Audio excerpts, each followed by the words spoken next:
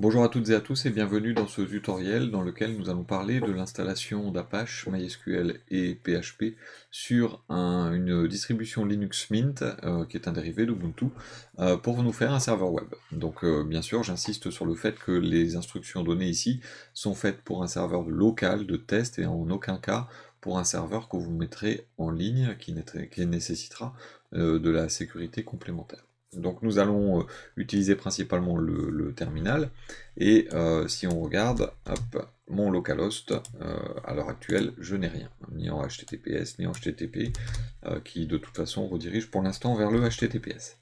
Je vais donc utiliser apt pour installer des paquets, des paquets logiciels, hein, Apache, PHP et MySQL en l'occurrence. Et donc je vais me connecter en super utilisateur avec sudo. Et alors là, il va pas me demander le mot de passe, il vous le demandera peut-être à vous, hein, mais je l'ai déjà entré précédemment. Donc apt install donc Apache 2 qui est le paquet pour donc Apache. Je vais installer PHP. Je vais installer aussi libapache 2-mode-php qui va être le module PHP Apache, MySQL-serveur. SQL ça marchera mieux dans le bon sens. Et PHP MySQL, donc le module MySQL pour PHP. Donc là je valide, il va aller me chercher les paquets. Est-ce que je continue? Oui, donc 287 mégaoctets qui seront téléchargés et installés. C'est plus ou moins long en fonction de votre connexion et de votre machine. Donc là, j'ai volontairement effacé tout le cache sur cette machine qui a déjà eu en fait des modules Apache et ainsi de suite installés, et donc j'ai volontairement tout retiré. Donc c'est un MySQL 8 et un PHP 7.4 qui va être installé là en l'occurrence, mais après rien n'empêche d'installer d'autres versions. Là, c'est juste effectivement pour la démonstration. Vous allez donc pouvoir voir dans quelques secondes que notre localhost, notre Apache en fait, va faire apparaître enfin, de nouvelles pages.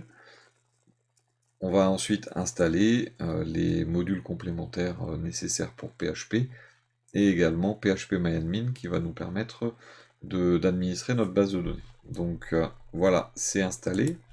Si maintenant je vais juste sur localhost, j'ai effectivement donc Apache qui est maintenant installé. Ce que je vais faire, c'est que je vais installer avec sudo apt install des modules pour PHP. Donc je vais mettre PHP curl, je vais mettre PHP GD, je vais mettre PHP INTL, je vais mettre JSON, mbstring,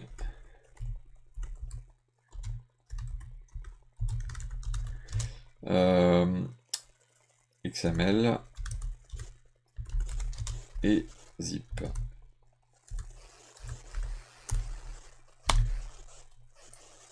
Voilà, donc encore une fois 3 mégas d'espace, oui. Donc il dézippe tout ça, il installe, et étape suivante, on va installer PHP MyAdmin. Donc je vais faire toujours apt install et PHP MyAdmin. Donc pour PHP MyAdmin, même chose, il va chercher les archives des dépendances dont il a besoin, et il va nous poser quelques questions sur la configuration qu'on souhaite utiliser pour PHP MyAdmin. Donc, donc là, il me demande le mot de passe de connexion. Donc, je vais juste ne pas mettre de mot de passe, voilà. Si vous pose la question quelle configuration vous souhaitez, vous pouvez laisser la configuration par défaut. Donc maintenant, j'ai ici localhost /phpMyAdmin, j'y ai accès, j'ai accès à la page d'accueil. Mais donc là, si j'exécute la demande de connexion, il y a une première erreur, j'en aurai une deuxième après. Hein. La configuration interdit une connexion sans mot de passe. Et il y a donc une référence à Allow No Password.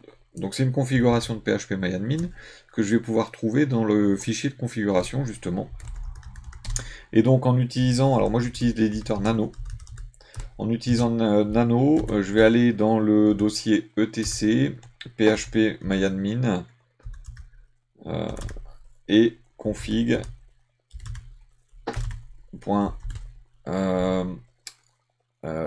inc.php.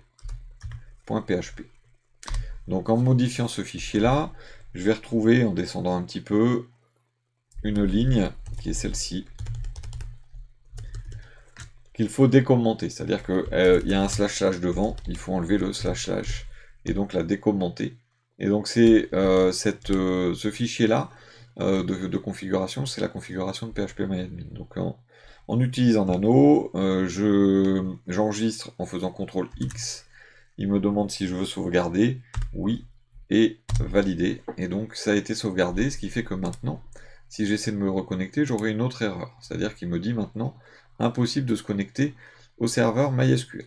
Alors ça, c'est dû à une chose.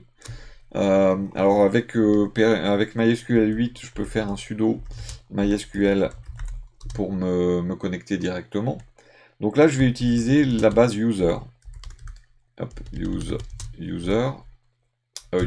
c'est pas user, c'est MySQL, pardon.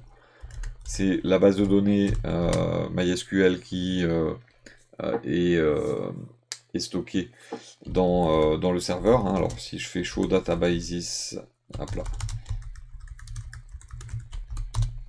Vous voyez que c'est cette base-là. Et donc en faisant use MySQL, on se connecte dessus. Et donc maintenant, je peux faire un select étoile from users. Donc là, je vais from user, pardon, dans la base MySQL.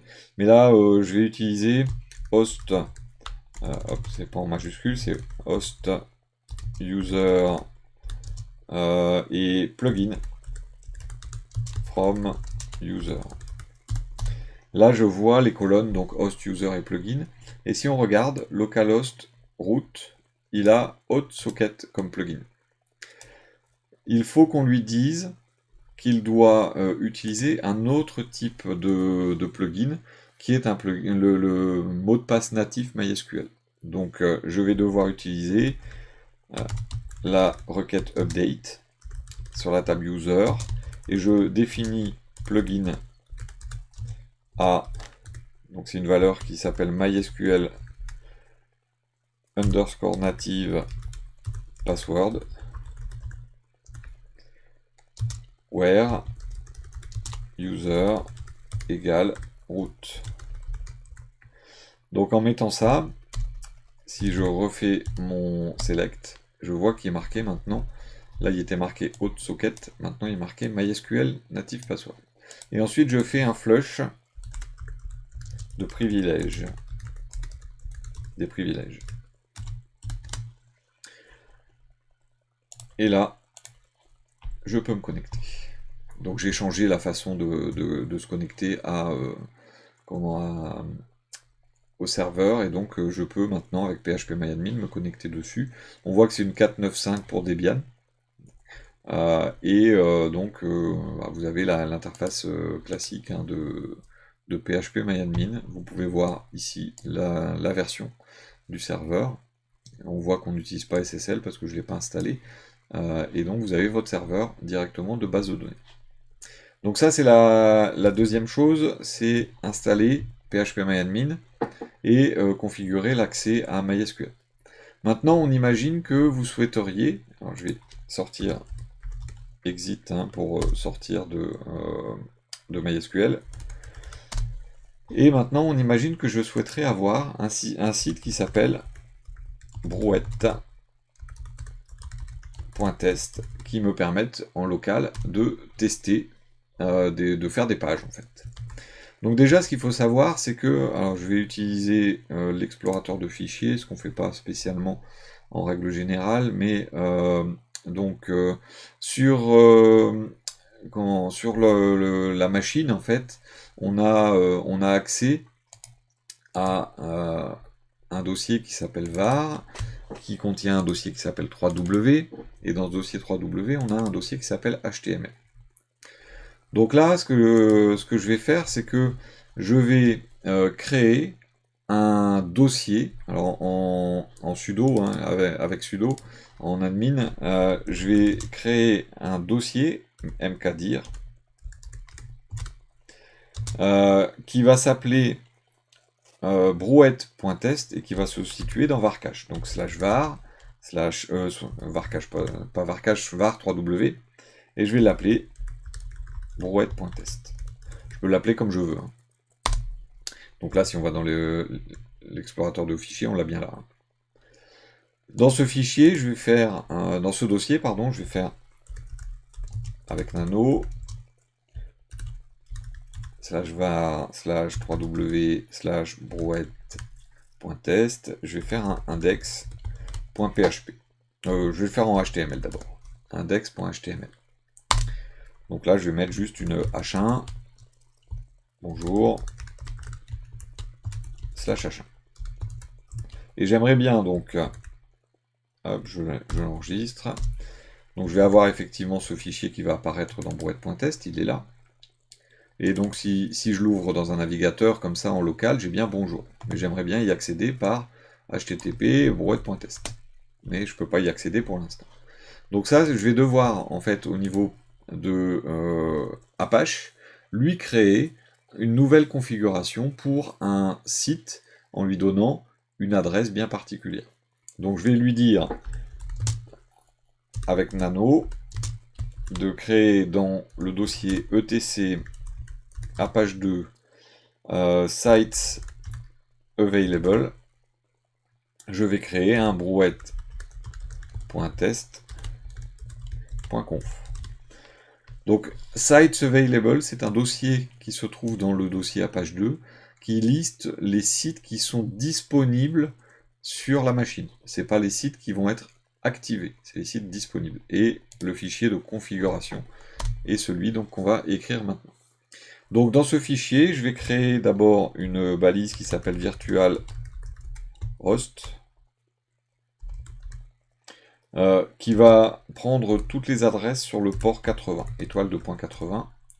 C'est donc l'adresse, enfin ça veut dire toutes les adresses de tous les domaines, mais il va répondre au port 80 qui est le port standard des serveurs web, mais vous pouvez le changer. Hein. Virtual host, on la ferme juste à la fin.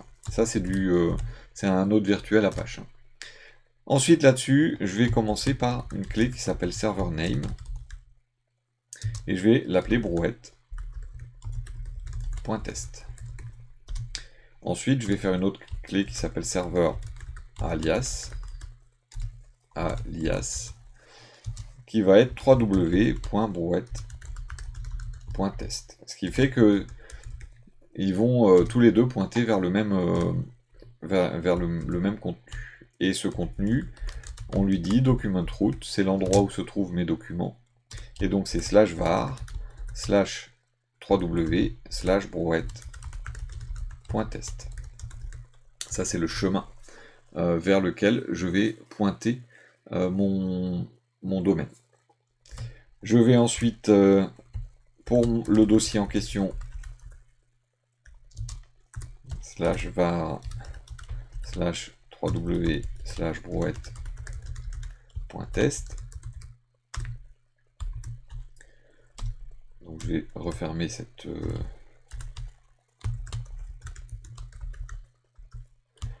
zone.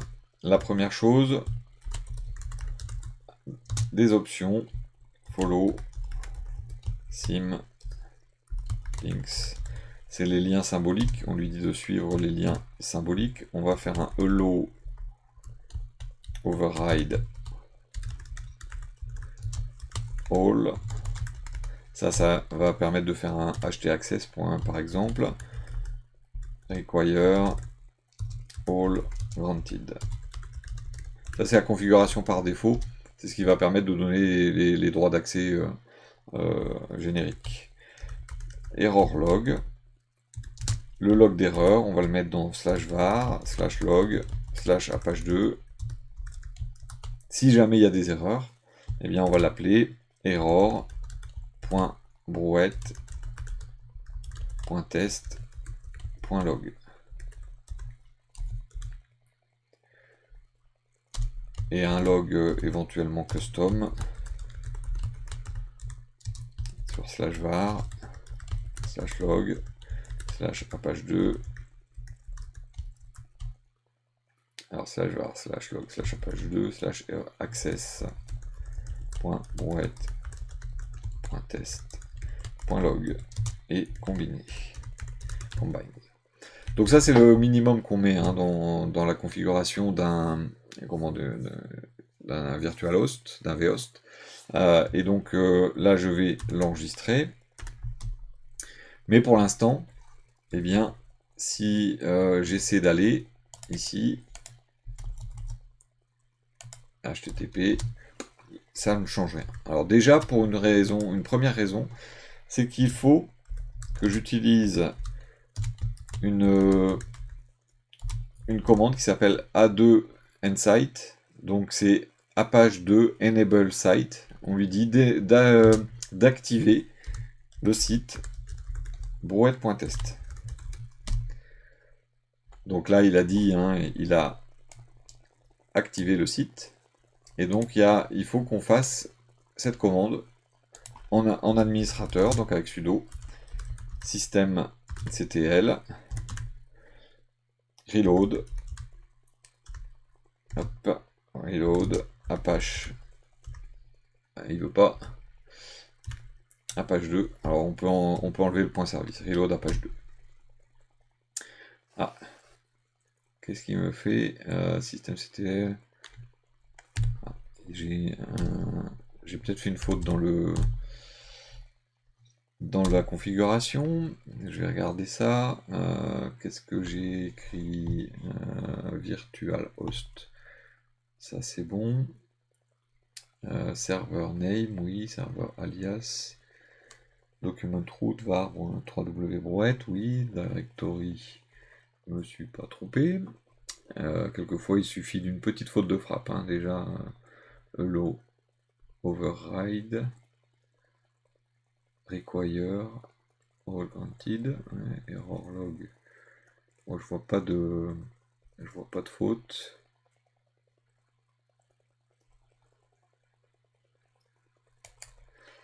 Ah, j'ai une faute là. C'est pas access/brouette, c'est access.brouette. Il n'y a pas de dossier access.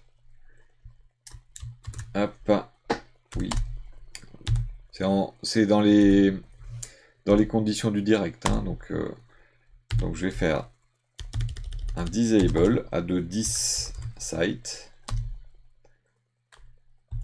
On va refaire un donc sudo systemctl reload apache 2. Voilà, on va refaire un nsite, on va refaire un reload, et là ça a l'air d'être bon. Donc là, ça n'empêche pas que pour l'instant, ça va toujours pas fonctionner. Vous voyez, ça marche toujours pas. Alors pourquoi? Pour une dernière raison, c'est que on a un fichier qui existe sur Windows, qui existe sur Linux, qui existe sur macOS, qui s'appelle host. Donc là, je vais l'éditer. Il se trouve dans etc et il s'appelle host. Host au pluriel. Et donc ce fichier contient en fait les adresses de différents noms de domaine. Donc là, ce que je vais faire, c'est que je vais lui dire que l'adresse IP locale 127.0.0.1, la loopback, va répondre aussi à brouette.test. Et donc ce qui fait que en mettant ça, j'enregistre. Et bien maintenant, si je vais enlever, voilà, j'ai bien brouette.test et j'ai bien mon bonjour qui est ici. Ce qui veut dire que maintenant également, si je fais un sudo nano /var /3w/brouette et que je lui dis que je veux créer par exemple un exemple.php, donc un fichier en PHP, je vais lui mettre PHP, echo, ça fonctionne, comme ceci.